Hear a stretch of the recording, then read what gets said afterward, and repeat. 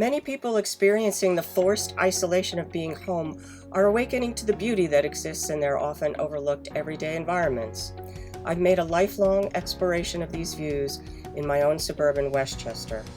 With dozens of small paintings from different series, along with larger explorations on canvas, I try to capture the ephemeral, homing in on moments when light changes the mundane into something magical.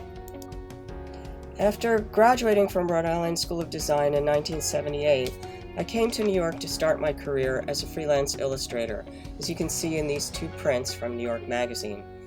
Book of the Month Club commissioned me to illustrate their centennial boxed edition of Joyce's Ulysses.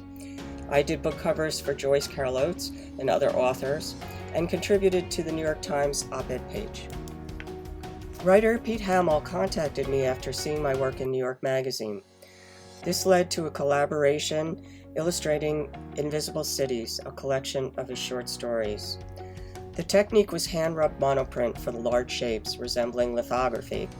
They were finished with oil wash and line. I painted this portrait of Hamill in his Brooklyn home at the end of our project.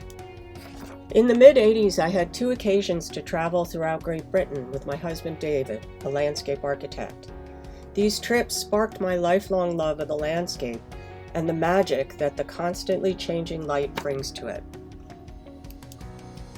I had only been working a few years when J.C. Suarez, the art director at New York Magazine, invited me to share my work with his Parsons class. I knew that day that teaching would be a great love of mine. I became a faculty member at Parsons School of Design in '83, and I'm still there today. Drawing the figure is a lifelong practice. I love working from the model, with my students, and at any opportunity I can get. When it was time to leave the illustration field, I needed to find a way to generate income from my work. The idea for home portraits came to me in one of those light bulb moments.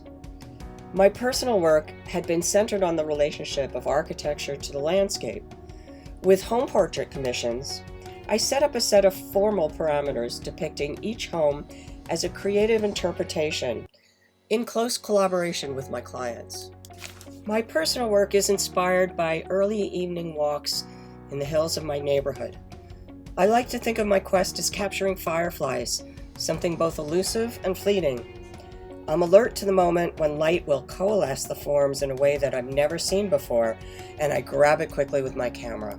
My paintings are all done with acrylic paint on wood or canvas panels. This painting captures the wonder of waking up after a snowy night to see the new landscape in the first morning light.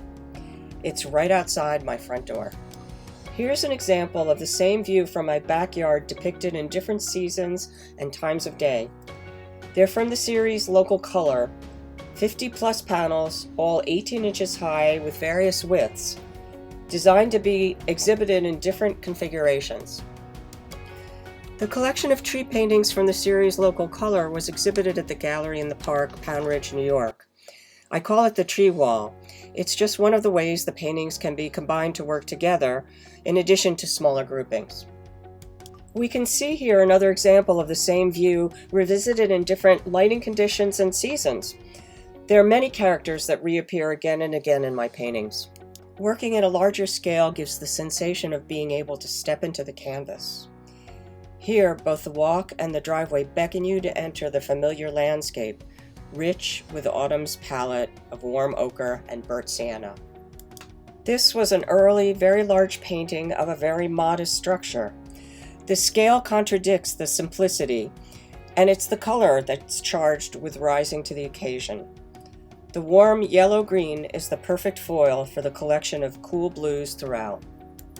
In this 54 by 46 inch canvas, an ominous dark sky hovers over a surreal sunlit ground. It makes me think of a Magritte painting. The tableau is one I see every day across the street from my home. You will see it crop up in my work over and over again. My studio consists of two small rooms in the attic of our house.